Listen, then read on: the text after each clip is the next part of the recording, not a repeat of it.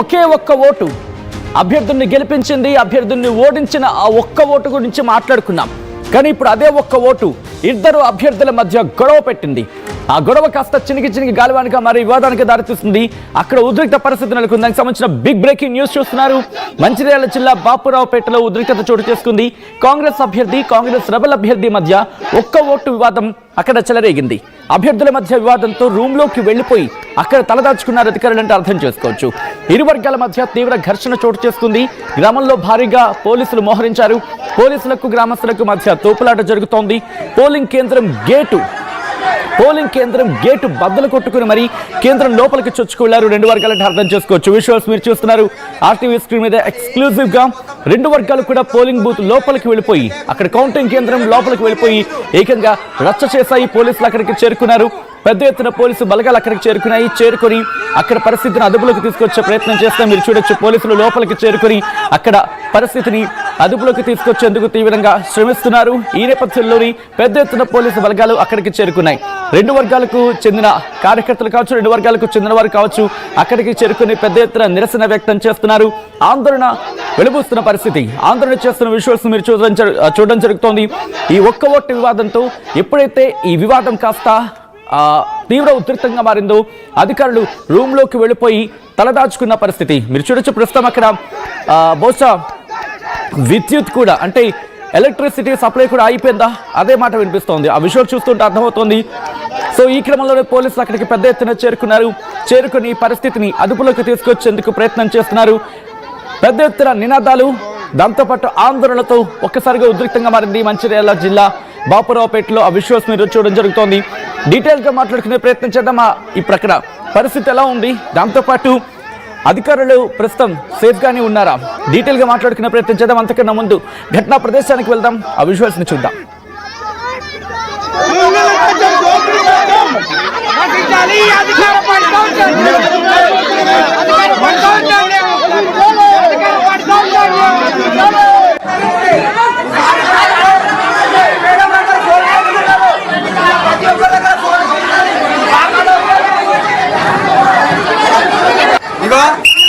లోపల కౌంటింగ్ జరగానే వాడు ఏం చేసినాడు, మొత్తం లెక్క రెండు వస్తుందని డైరెక్ట్ లెక్క చేయకముందే డైరెక్ట్ అనౌన్స్మెంట్ చేసిండు.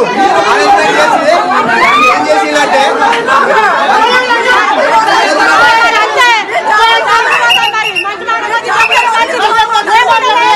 లోపల ఏం చేస్తాను దాన్ని బయట బావాన్ని కౌంటింగ్ పంపిస్తే బయటికి రమ్మాను. మీరందరూ అమ్ముడు వెళ్ళా, మేము ఎవరి మీద దాడి చేస్తున్నాం, మా హక్కును మేము అడుగుతున్నాం, దాడి చేస్తున్నాం, మీద గౌరవిస్తున్నాం. కానీ నేను మొత్తం దుర్వినియోగం చేశాను.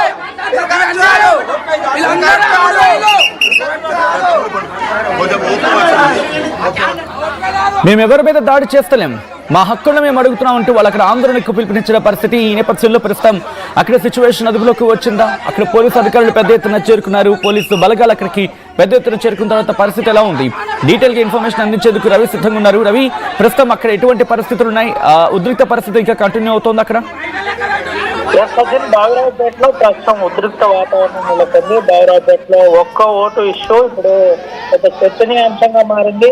కాంగ్రెస్ పార్టీ ప్రకటించిన అభ్యర్థితో పాటు రెబల్ అభ్యర్థి మధ్య పోటాపోటీ కాంపిటీషన్ అటు పోటాపోటీ లెక్కింపులో కొంత ఒక ఓటు ఎక్కువ వచ్చినందుకు తనను అభ్యర్థిగా ప్రకటించారని సిబ్బంది చెబుతున్నారు. సిబ్బంది భయంతో ఈ ఇన్సిడెంట్ తో భయంతో నేరుగా ఆ లోపల దాగబడ్డ పరిస్థితి కనబడింది. రూమ్ లో తలదాచుకున్న పరిస్థితి కనబడింది. అయితే ఈ అంశంపై పోలీసులు సీరియస్ తీసుకున్నారు. సంఘటన స్థలానికి చేరుకొని ఇరు వర్గాలను సర్ది చెప్పే ప్రయత్నం చేశారు. ఒకవేళ కనుక ఎవరైనా పరిస్థితులకు అనుగుణంగా ప్రవర్తిస్తే బాగుంటుంది, ఎవరైనా పరిస్థితులను ఉల్లంఘిస్తే చాలా సీరియస్ గా పరిగణిస్తామని చెప్పిన పరిస్థితి.